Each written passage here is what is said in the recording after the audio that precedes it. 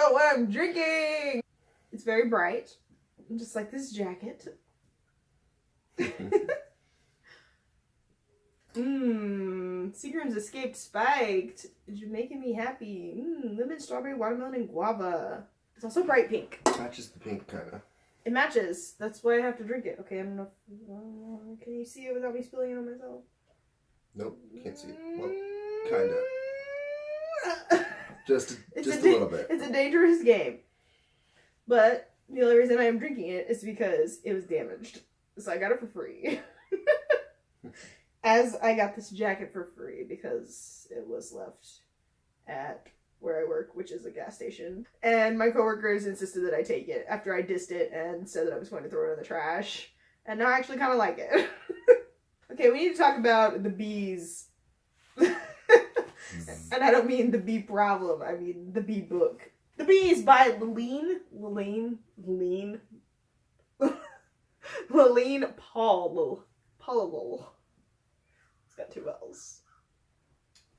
This book is the shit, and I want to buy it for my friends that don't live here and then just send them copies and be like, you're gonna love this because I have amazing taste in books and also you would like this. Because it's so good! That's how much I like it. Fucking yay. So good. You would think a book about bees would be super fucking stupid and just like the dumbest shit you've ever read. But it's really not. It's like fucking mind-blowing. It's super creative. Like, I don't even know how fucking this woman like gets into the head of a bee like so hardcore.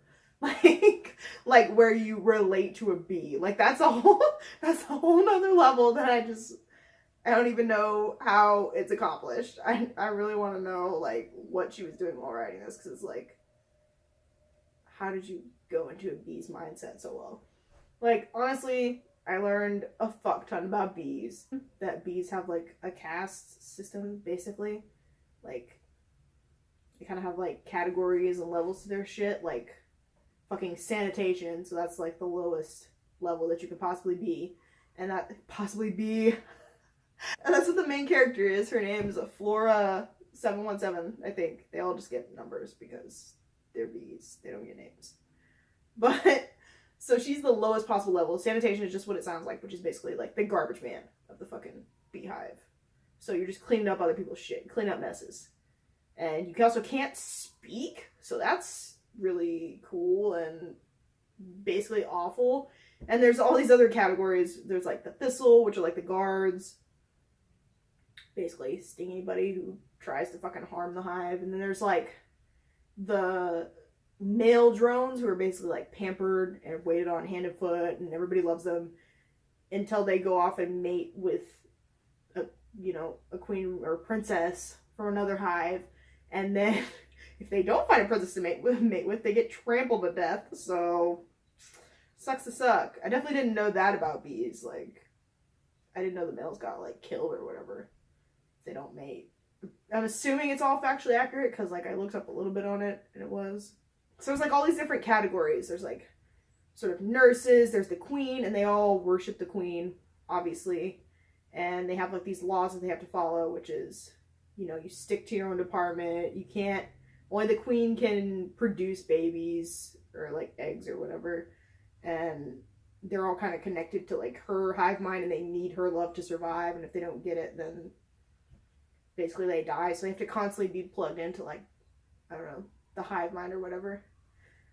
I don't know. I thought it was interesting. I thought it was cool. Just to like get that deep into it, because honestly, who thinks about bees? Like, I don't think about bees. So Flora 717, which is like the main bee, is pretty much a badass. And honestly, you feel bad for her, because throughout the whole book, she starts off as a sanitation worker, but she finds out that she can basically pretty much do any role in the hive. Like, she can be a scavenger, she can do all these things, and because the beehive is having such a hard time, I guess, with so many like deaths or whatever, she basically like, they're kind of saying, you're not really allowed to do this, but we're going to let you, because we don't have any other bees to do it. And so she just like has all these abilities, including the ability to like lay eggs and shit. But the whole entire time, she basically is still treated kind of like shitty, like a sanitation worker.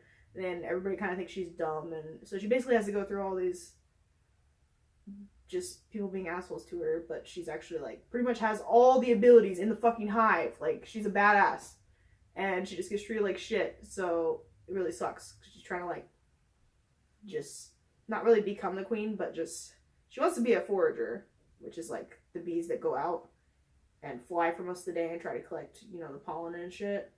But so she's trying to work her way up to that and staying there, but she keeps getting like downgraded and all these obstacles, and she has to hide the fact that she's laying eggs, and she keeps losing her egg, and she only gets so many, so that kind of sucks. So she has to hide that from not only like the sage, which is like sort of the nurses / priestesses, and then like the thistle, which is the guards, and then also like the queen herself, who she ends up meeting.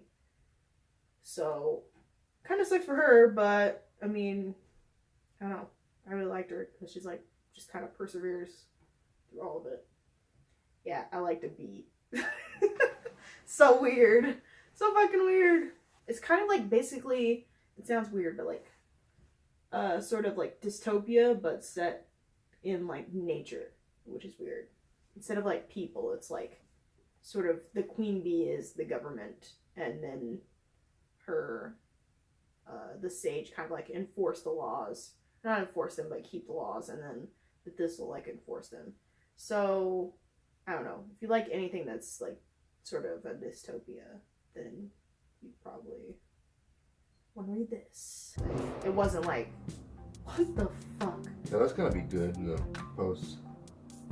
We got the fucking Dukes of Hazzard out here. I'm thinking about food. Back to the 80s, and then this is also brightly colored. We have to go back. We should go back? Never mind. To where? Back to the future. Oh, Back to the Future? You can go back to the 80s. I don't remember. He went back to like the 19... Shut up. Shut your mouth. He went back to diner times. He went to the 50s because they had like 50s, right? Stock hop or whatever. Diners? That was the 50s. Yeah, something like that. Whatever. Nobody cares. No one cares. Actually, I'm pretty sure everyone cares for some reason. I mean, it was good, but it weren't that good. I'd rather watch Alien than Back to the Future. Because Alien is like a survival story, and Back to the Future is just like wholesome. Kind of unrelated. They're similar. They're like sci-fi. They are sci-fi. How is that not unrelated? How is that unrelated? It's okay. I'll fight you on this. They're both movies too.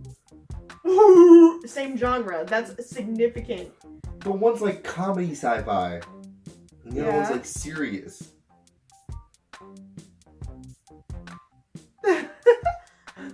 I guess. So you can't compare things if one's serious and one's funny? Yeah, you can compare it. I'm saying it's just not really like... It's like apples to oranges. You're saying it's not the same genre? I think apples to oranges would be sci-fi to, say, Western or...